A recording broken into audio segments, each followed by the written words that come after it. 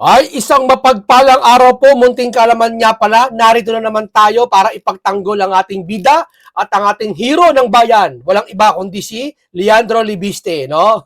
Alam naman natin, mga kaibigan, na tayo, against tayo, hindi sa anumang kulay ng politiko. Alam mo, saan tayo against? Doon sa maling katwiran na alam nyo kasi ang tao kasi po, likas tayong matatalinong pinanganak. Tandaan nyo yan.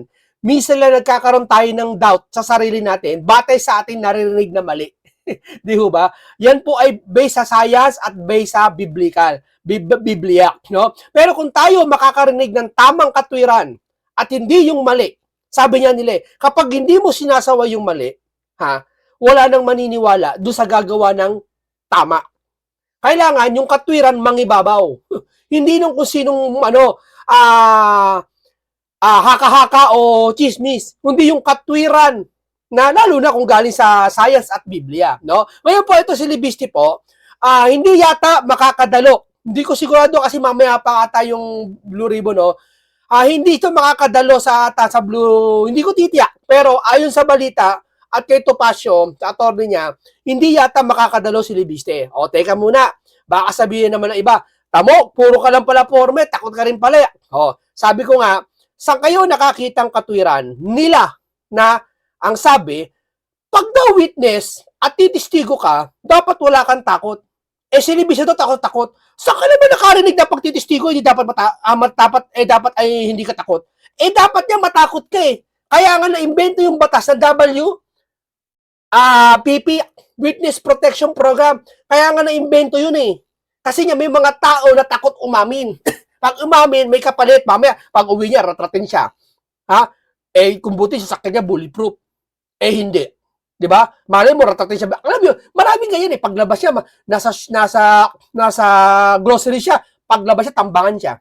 Kaya nga na-invento yun eh. Kaya wala yung katwiran, sa inyo lang galing yun. Na ang katwiran nyo, na kapag daw ang isang tao ay naghahayag ng katotohanan, dapat daw matapang. Sino may sabi sa'yo? At di ba nakakagigil niya? Yung mga ganyang katwiran. O, ngayon, ba't dinadalo si Libiste? Bakit? Kasi, nasa parang chesto. Hindi ito parang dama na perdiga na pakain ng pakain. Ito parang chesto, parang galaro sa chest nito na talagang mataya, parang talo ang sumuko. Diba? Dito sa pagkakataong ito, talo ang mauna. Tandaan nyo yan. Talo ang mauna. Sino dapat mauna? Sila magsasalita bago si Libiste. Di ba? Para makahayag ang kasinungalingan. Tama, mali. Ito, bigyan ko ito sample lang. Una, number one, nangingibabaw ang kay Libiste, kaya hindi pagdalo. Kasi nga, gugurgurin siya. Malay niya, may plano. Ito, chore lang to Pero, ayon sa kanya mismo, baka di siya makarating ng Blue Ribbon hearing. Kasi baka may planong gurgurin siya. Hindi malabo eh. Baka may nagsabi niya may nagsabi sa comment, ang dami Ba't naman gugurgurin sa Pilipinas? Mababa na crime. Ay, Diyos ko po.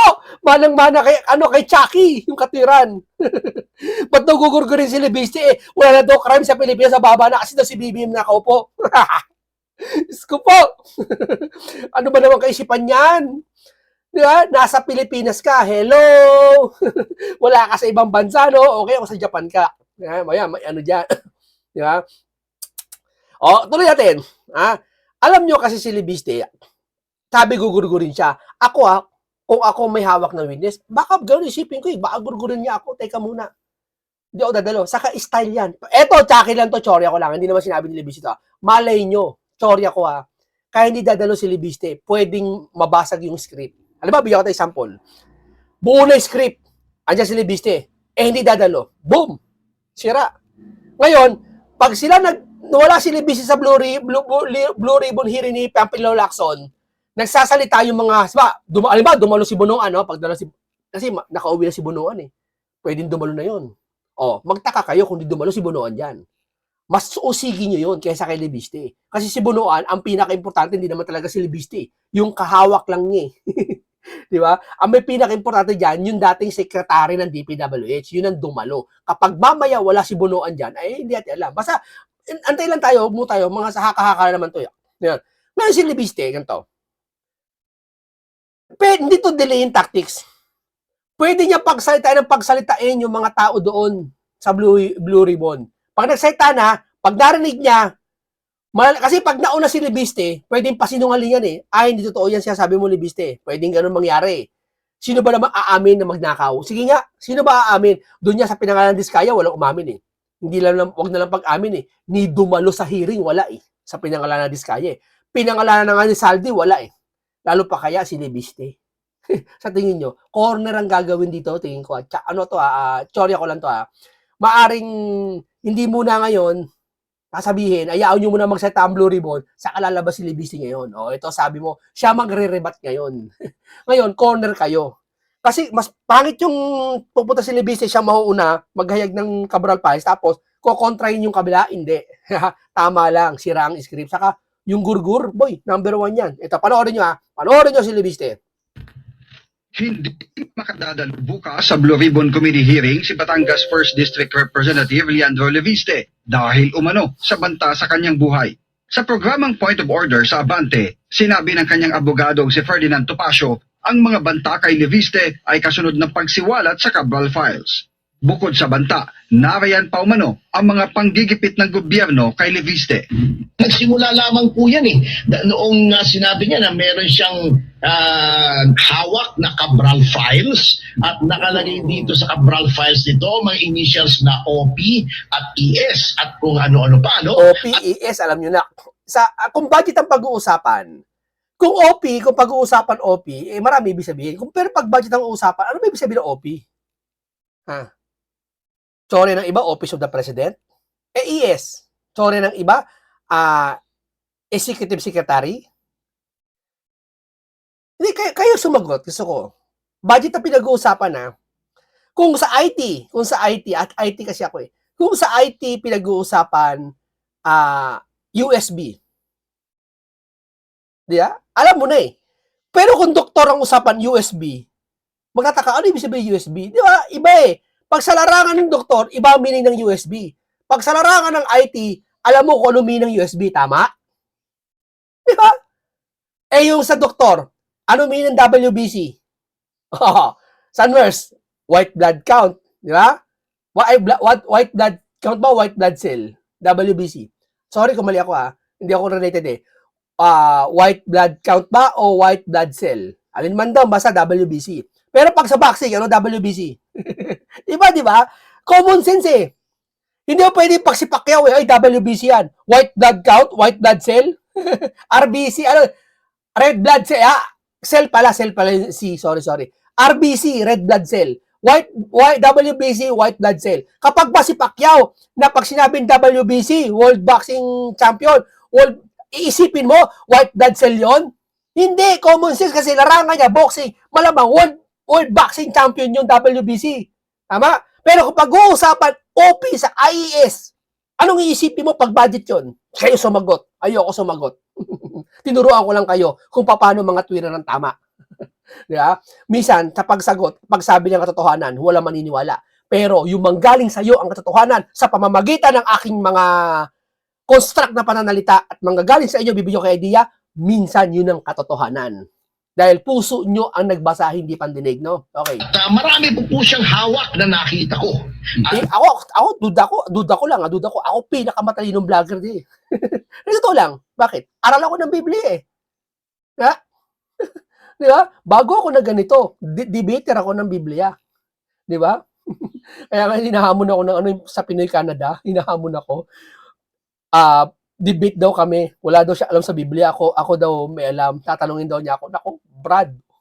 Sabihin ko sa iyo, hindi ko ibababa yung pride ko na lalabanan ko yung walang alam. Para mo sinabing boxing, tapos ikaw, hindi wala kang alam sa boxing, lalabanan kita. Hindi ako ganoon, no? Na talagang pagka ito'y lumabas ay talagang mabigat po ito. Kumbaga sa kawan bomba atomika po ang magiging epekto nito sa ating pamahalaan. Isang araw matapos mahulog sa bangin sa Benguet si Engineer Marie. Mahulog sa bangin. Ano ba naman? Nahulog nga ba? Hindi nga na pinakita yung burol Catalina Cabral noong Disyembre, isiniwalat ni Leviste sa kanyang social media page na may listahan si Cabral sa kanyang computer ng lahat ng proponent ng DPWH insertions at may kopya nito ang iilan.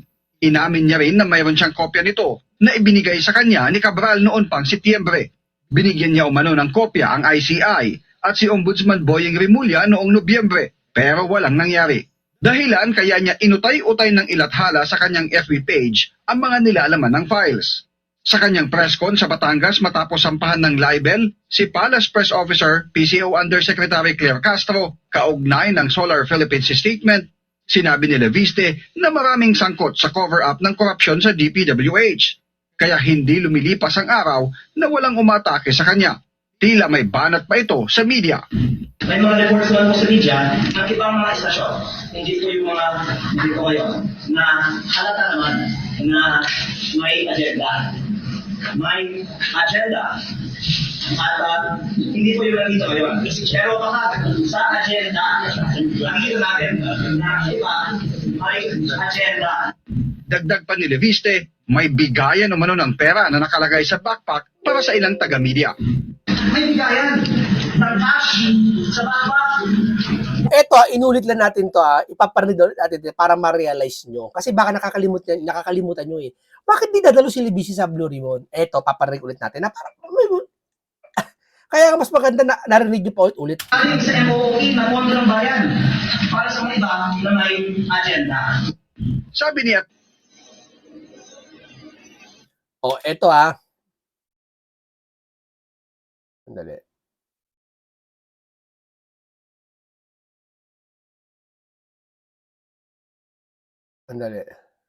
Palace Press Officer PCO Undersecretary Claire Castro, kaugnay ng Solar Marami ng mga sabi sa akin ina, and in some cases pati sa akin, na kagawan ako ng mga kaso kung ilalabas ko ang mga files na ito.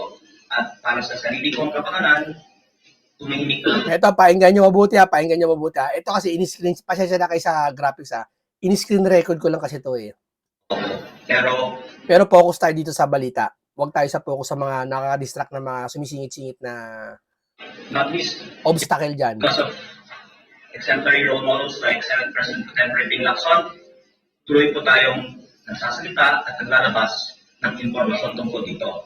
Ngayon, ang alam ng publiko tungkol sa files sa DPWH at tungkol sa mga DPWH projects ay tip of the iceberg po lamang. The public only knows the tip of the iceberg in terms of the projects currently being investigated by the DPWH. But I hope that the Blue Ribbon Committee hearing led by Senate President Contemporary Ping Lacson will increase the public's knowledge of what are really behind these files. And I defer to Senate President Contemporary Ping Lacson on doing so because I greatly appreciate also his and even Congress's statement that they will subpoena the Cabral files from the DPWH. And hopefully by doing this in the Blue Ribbon Committee hearing, finally malalaman na ng publiko ano po ang laman nito. Pero tinanong niyo po, bakit ako maaaring hindi makarating sa Blue Ribbon Committee hearing? Ayan, pakinggan nyo ba't di siya maaari? Bakit hindi siya maaari? Ibig sabihin hindi siya sigurado. Kaya kung hindi siya dumalo ngayon, wala kayong pakialam. Kasi buhay niya nakasalalay dito, hindi naman sa inyo. Kung gusto nyo, kayo dumalo. Ako po ay nakatanggap na ng imbitasyon. Hindi kasi kayo nakakarasan banta sa buhay eh. Pag naranasan nyo banta sa buhay, sabihin ko sa inyo, kahit kaluskos ng butiki, pagkahinalaan nyo. Di ba? Dahil marami na akong nagsasabi na huwag kang magsalita. Huwag kang magsalita katumbas nun, huwag mo ilabas yan, huwag kang pupunta. Sa pagpunta niya ba, magsasalita siya o hindi? Magsasalita, of course. So, ibig sabihin, katumbas nun, huwag kang pupunta. Pero susundin ba? Taktika yan. Abangan nyo lang kung ano gagawin ni Libiste. Huwag natin pangunahan siya na bakit anya hindi pumunta, duwag yan. Ano kung duwag? Sige na. Bakit hindi pumunta? Kasi yung solar niya, booking niya. Ano kung booking? Sige, booking na. Ikaan niya, hindi totoo yan. Cabral pa sa hawak niya. Sigurado ka? Hindi totoo? Kung hindi totoo, bakit ayaw nila ilabas yung meron sila? Sasabi nila, kay Cabral, peki daw tong hawak ni Libiste. Kung peki, ilabas yung totoo. Di ba ganun yun? Kung hindi buo, itong hawak niya, ilabas, kung hindi buo, kulang, ilabas mo yung buo. Huwag kang magsasalita lalo pa nasa government ka at malaking issue ang pinag-uusapan na sasabihin mo ang isang hawak ng isang tao na maaaring tumistiko sa Pilipinas na sasabihin mo ay hindi buo yan. Ilabas mo yung katotohanan. Ay, kulang yan. Ilabas mo yung buo. Tama? Oh, kaya ako kung ako presidente, kung ako nasa mataas na posisyon dito sa ngayon sa gobyerno to, alam ko si Libiste makakapag-ambag sa Cabral Files na yan. Ako mismo, presidente, mag-uutos ako. Libiste, pumunta ka ngayon, nasa Batangas. Kasi alam mo, ang Batangas, pagdadaan ka sa XLEX, malayo masyado hindi ko lang gaganapin yung hearing. Sa Quezon City ba ang hearing o sa Pasay?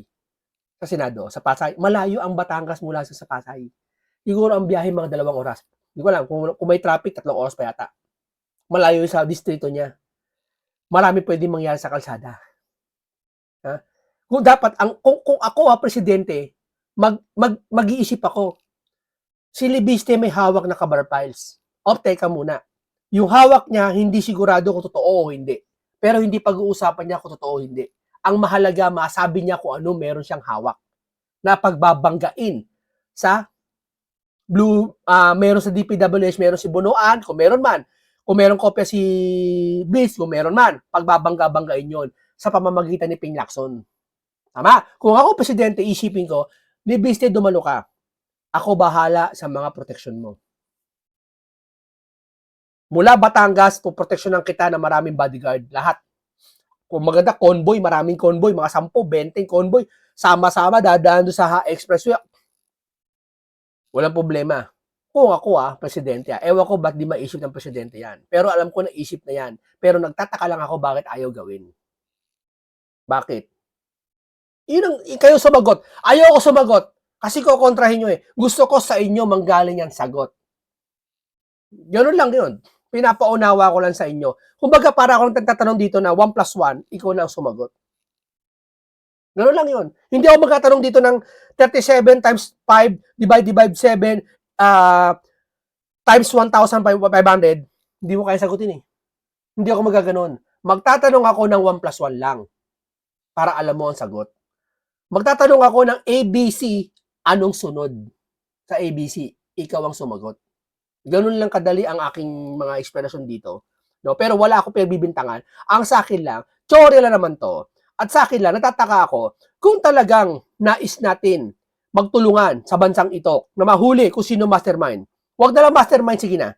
Sa lahat ng sangkot na lang nito na nagpapahirap sa gobyernong ito, papayag ka bilang ako isang presidente o sino man na mataas sa lipunan bilang senador, magsasalita ako na si Libiste, sagutin natin ang bodyguard nito. Huwag mo sabihin, ay mayaman yan Pwede naman sagutin niya ang bodyguard Ganon? Ganon? Gano'ng katiwala ang mga taong ngayari niya? May ganon ba siyang bodyguard kagad? Agad-agad mag-hire? O hiring? Bodyguard. Baka yung meron siyang bodyguard, yung sapat lang sa kanya yung mga nakaraang taon bago pa niya maghayag ang Cabral Files. Ilan lang yun. Ngayon, magkukumog siya mag-bodyguard, hindi niya gagawin yun. Dahil minsan, kahit sa ibang historya, sa mga ibang lumang history, medieval era o sa panahon pa ng lumang era, kahit sa ibang bansa, minsan, ang kumikitil sa'yo, yung sarili mong bodyguard. Ang tawag doon, inside job. Dito lang yan, real talk yan, mga kaibigan. Real talk yan. Tuloy natin. At baka kung anong pang mangyari sa'yo. Baka ano pa mangyari sa'yo. Parang huwag ka na magsalita, baka ano pa mangyari sa'yo. Ang mga files na hawak ko ay nasa mga USB. At kung may mangyari man sa akin, lalabas ang buong files na hawak ko. Kaya, grabe. Kung ano man mangyari sa akin, lalabas ang buong files na hawak ko. Ito isip ng iba. Bakit kung kailan pa mamamatay ka, saka lalabas ang Cabral Files? Mali. Di ba na-explain ko nakaraan yan? Patay o buhay, lalabas yan. Hintayin nyo. Ganun kasimple lang yun. Di ba?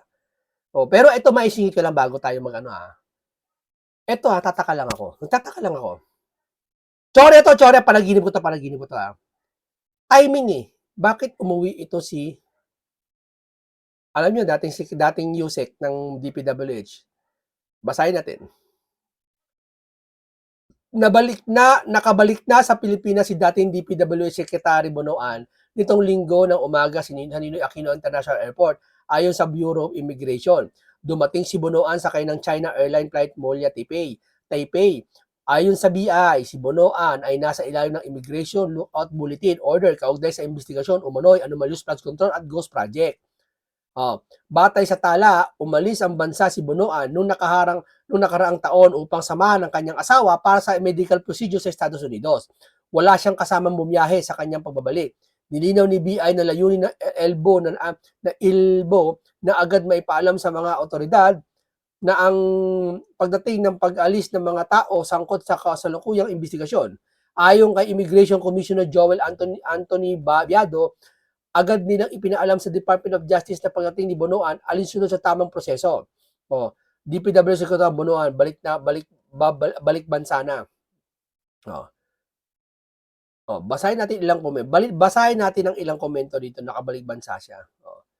Walang interest, tamo. Yung mga nag-comment sa balik tama, yung mga nagko-comment tama, mga sikat na sikat na news to, tabi mga comment wala konti lang yung mga nag-comment. Hindi ko lang kung ba't nilimitahan yan, konti lang nagko-comment. Ako ito napansin ko lang ngayon lang, ba't konti nagko-comment? Bakit? Walang umaatake ng mga trolls? Hindi pwedeng atakein dyan? Bakit? Anong meron? Wala bang command? Tanong ko lang. Kasi pagpabor sa kanila, puro ang daming comment puro trolls Wow, ang galing. Lipiste ka talaga. But pag uwi ni Bonoan, walang ka-comment. Kahit siya yan, mga sikat na mga sikat na walang comment Sabihin nyo. Walang comment Konti lang Napansin niyo yung comment? Ito. Bakit ganoon? Bakit tila yata walang comment? Isang comment Ano to? Ha? Hindi nakikita masyado? Wala nakikitang comment Baka sa GMA News meron. Magbasa tayo ng konting comment lang. Kudos, umuwi tayo sa Face the Music. Sana lang kumantahan lahat. Kumanta na siya para managot ang langat ng sangkot. Ito ang pinakamalaking witness ng nagkataon. For sure, alam niya lahat ng transaksyon mula Bulate hanggang Balyenak. Totoo yan. Nakapagkataka lang talaga dito. Ang tsore ng iba. Na kung bakit umuwi si di sa bagay. Pabor. Ang ganda ng layunin. Ang ganda ng plano umuwi si Bonoan para talagang matanong siya. Matransparency. Ngayon, dito tataka iba may mga nabasa ako sa comment section na maaaring hindi kaya to maging hadlang sa Libiste file. Hindi kaya kasi pwede mangyari si Bonoan pwedeng kumanta, pwedeng tumanggi, pabulaanan yung hawak ni Libiste o sino man, pwedeng ganoon Di natin masasabi. Kaya baka inala ng iba, isa sa mga paraan, wag mo na pumunta ang Libiste. Inala ko rin yun Chorya ko lang din yun. Pero abangan natin, sana si Bonoan, sabihin niya ang kabuong katotohanan. Kasi alam mo, kung talagang ikaw wala kang kasalanan, sabi ko nga kanya, di ba, presidente ka. Ako mismo mag-uutos sa kanila na proteksyon nyo si Libiste, ako bahala. Bantayan nyo maigi yan. Para walang gumalaw dyan. Dapat ganun. Nagsasalita ako kasi presidente ka Inaabangan ka ng taong bayan na ikaw magsalita tungkol dito sa nangyayari. Hindi yung papaubayan mo lang, politiko ako, matandang politiko ako, ganyan ang karakas sa Pilipinas, hayaan nyo na yan, may magkatrabaho dyan. Kaya tuloy katwiran ni Chucky, ang Pangulo, nagkatrabaho lang? Hindi niya trabaho yan? Pwede ba yun? Di ba? O ikaw, halimbawa, nasa opisina ka, iba trabaho mo sa trabaho ng ka-office mate mo. Ikaw computer ka, siya janitor. Pag ba natapon yung juice dyan, di mo wawalisin yung juice? Hindi mo imamap? Kasi katwira mo, hindi ko trabaho mag-janitor. Trabaho ko mag-opisina. Nadulas ka ngayon, nabagok ka. Ano ka ngayon? Hindi mo kasi winalisan kasi ang katwira mo, hindi ka janitor, hindi mo trabaho yan. Hindi ganon. Kapag ikaw public servant talo, binoto ka at yung pagkakahalal sa'yo galing sa puwersa ng taong bayan, dapat gugustuhin mo na ikaw ay magpasakop sa amin. Kung utusan ka, payag ka sa amin. Di ba? At kung ano yung trabaho mo, di mo trabaho, gampanan mo. Halimbawa, katulad ng kay Tatay Digong. Hindi naman niya trabaho yung sa PMP. Di ba naalala niyo may binaril yata o nasa kasaan? Hindi ko alam basta ganun, may krimen nangyari. Nakatakas yung salarin. Anong ginawa ng Pangulong Duterte? Bibigyan kita ng 5 days. Anong sabi? Magpakita ka na. Kapag hindi, buhay o patay, arestuhin ka namin. Oo. Wala siya sinabing papatayin niya. Dead or alive lang, para sa One Piece. Di ba? Pero, read between the line. Natakot! Di ba nalala nyo? Hindi ko mahalap yung balita na yun. Hindi ko mahalap yung balita na yun. Natakot! Nag-surrender. Di ba? Dapat ganun. Hindi trabaho ng Pangulo yan, ha, pero nagsalita siya kasi nga importante na. Dapat ganun. Lalo to, mas importante to. Dahil ito, maraming pinatay itong flood control na to, issue na to. Sa baha na leptospirosis, ay ikaan niya, wala na, nabaha lang sila, wala naman namatay. Bakit? Mas hihintay pang, mas gusto mo pala ang binaha kaysa mamatay yung tao? Ang dami na leptospirosis, kagagawa ng mga politikong kurakot. Di ho ba? Kaya maiintindihan mo si Libiste. Sa kanyang ilalabas, napakabigat ng kanyang gampanin. Dito ay flight or fight response siya eh. Ano yun? Hindi niya alam kung tatakbo siya o ilalabas niya ba to. Dahil, eto na eh. May ipit na siya sa buhay niya eh. Di ba?